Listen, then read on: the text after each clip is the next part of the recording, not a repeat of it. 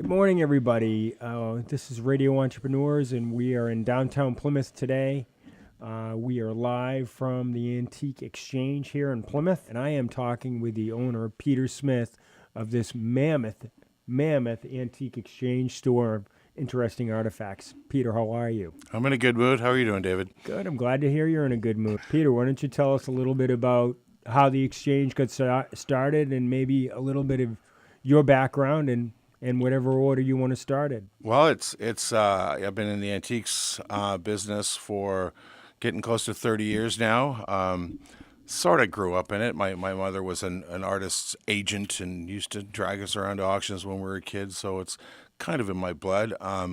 Spent a lot of time as a retail management consultant when I was younger, which brought me around to different parts of the country, different countries in different parts of the country, working, short-term contracts, 6 months here, 12 months there for different companies, primarily in the audio-video world.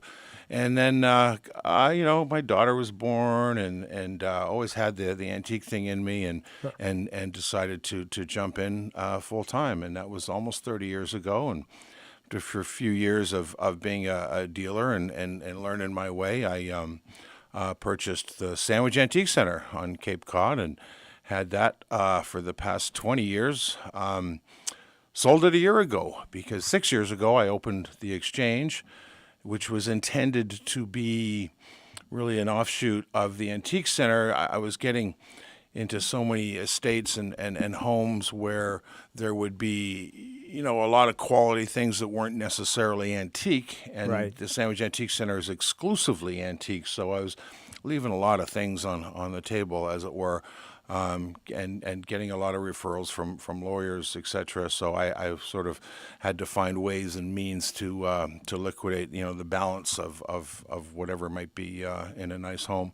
So that led me into opening the Exchange. So here at the Exchange, you'll find what my sign says, objects of interest. Yes. We're not limited to antiques. It has to have a certain level of quality, interest, and we just like cool things. I mean, you walk in here, you might see, an old motorcycle, a pool table, and fine art and antiques and jewelry. So it's pretty much interesting things that we put a lot of effort into seeking out.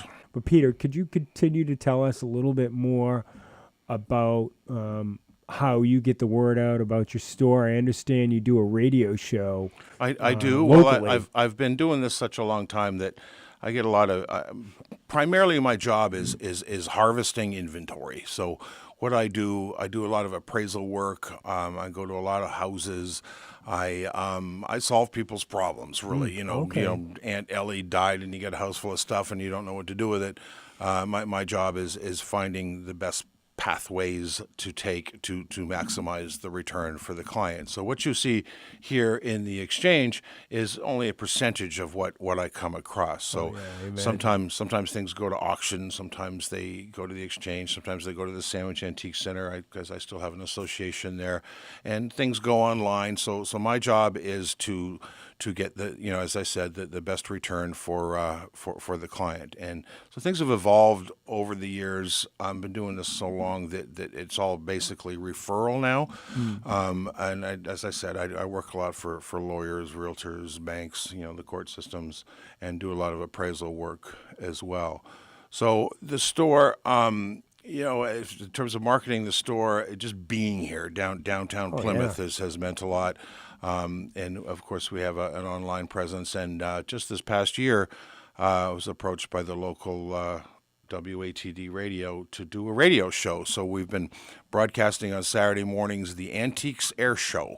I have a co-host, Josh Rio from J. James Auctioneers, and he and I, have some fun. We take calls on anything to do with stuff and what to do with it and what's it worth. And it's really turned out to be a pile of fun, really good for business, and I think we're supplying a lot of valuable information to our listeners.